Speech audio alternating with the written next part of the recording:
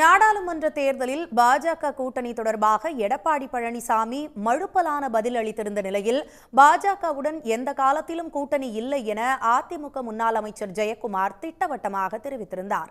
இந்நிலையில் கொள்கை அடிப்படையில் மட்டும்தான் கூட்டணி அமைக்கப்பட வேண்டுமா என கேள்வி எழுப்பியுள்ள பாஜக மூத்த தலைவர் தமிழிசை சவுந்தரராஜன் கூட்டணிக்காக அதிமுகவுக்கு மறைமுக அழைப்பு விடுத்துள்ளார். உங்களோட கூட்டணிக்கு பாமகவையும் பாஜகவையும் வரவேற்க கதவு திறந்து வச்சிருக்கீங்களா? கதவு திறந்து வச்சிருக்கு. கதவு மூடுறதெல்லாம் அப்படிலாம் கிடையாது. அதெல்லாம் மற்ற கட்சியில் அப்படி இருக்கும். அதிமுக வரது பொறுத்த வரைக்கும் ஒத்த கருத்துடைய கட்சிகள்லாம் இன்றைக்கு ஒன்று சேர்ந்து இந்த அரசை அகற்ற வேண்டும் என்பதுதான் எங்களுடைய நிலைப்பாடு. அது யார் யார் வராங்களோ அவையெல்லாம் ஒத்த கருத்துடைய கட்சி தான். எங்களுடைய கட்சியோடு எங்கள் கட்சியினுடைய கொள்கையின் அடிப்படையில் யாரெல்லாம் எங்களோடு விருப்பப்பட்டு வர்றாங்களோ அவர்களெல்லாம் ஒத்த கருத்துள்ள கட்சி தான் சார். அதாவது முதல் நல்ல ஊடக நண்பர்களும் பத்திரிகை நண்பர்களும் தெரிவித்துக் கொள்கிறேன். தேர்தல் என்பது அவ்வப்போது வருகின்றது. 5 ஆண்டுக்கு ஒரு முறை சட்டமன்ற தேர்தல், நாடாளுமன்ற தேர்தல்.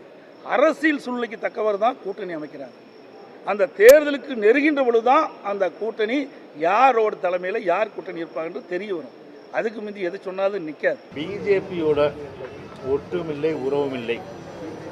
பிஜேபியோடு இப்போதும் கூட்டணி இல்லை, எப்போதும் கூட்டணி இல்லை. இன்றும் இல்லை, நாளை இல்லை, எப்போதும் இல்லை. இதுதான் அனைத்து இந்திய அண்ணா திராவிட முன்னேற்ற கழகத்துடைய நிலைப்பாடு.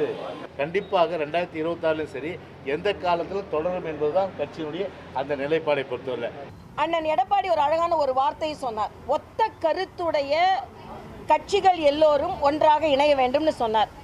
ஆக அந்த ஒத்த கருத்து உள்ளவர்கள் எல்லாம் ஒத்துப்போய் வந்தால் நல்லது என்பதுதான் எனது கருத்து. ஆனால் அதுக்குள்ள அண்ணன் ஜெயக்குமார் போன்றவர்கள் ஏன் ஒரு தெளிவான முடிவை எடுத்து அறிவிக்கிறார்கள் என்று எனக்கு தெரியவில்லை. கால அவகாசம் இருக்கிறது. கூட்டணி பாஜக கூட்டணியில் பல பேர் வந்து சேரலாம்.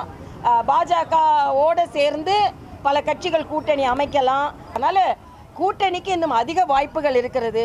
பரந்து விரிந்த ஒரு அரசியல் சூழல் இருக்கிறது.